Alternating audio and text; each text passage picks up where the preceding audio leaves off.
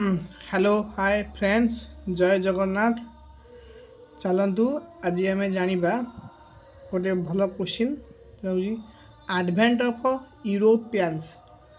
या पूर्व क्वेश्चन की जावा पूर्व मु कही रखुची जीके हूँ गोटे एमती जिनस जीके को सब बड़े सब्जेक्टिवली पढ़ुवे।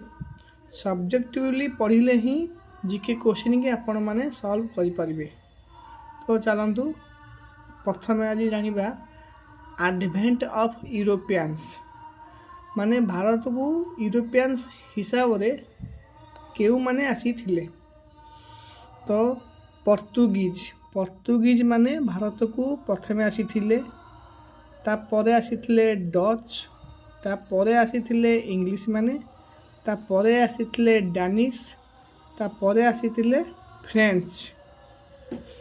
तो परीक्षा रे या पर क्वेश्चन कौन है पारे क्वेश्चन पचार 1 2 3 4 5 कोई ऑर्डर देदेव जे या सजाओ तुम से अनुजाई कर। तापरे पर्तुगीज माने भारत को प्रथम आसी थिले, सेकेंड रे आसले डच, थर्ड रे आसी इंग्लिश, फोर रे आसले डानिश, 5 रे आसी फ्रेंच।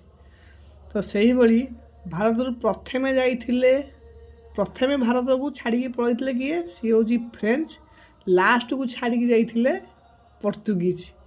यहाँ मन रखिथे।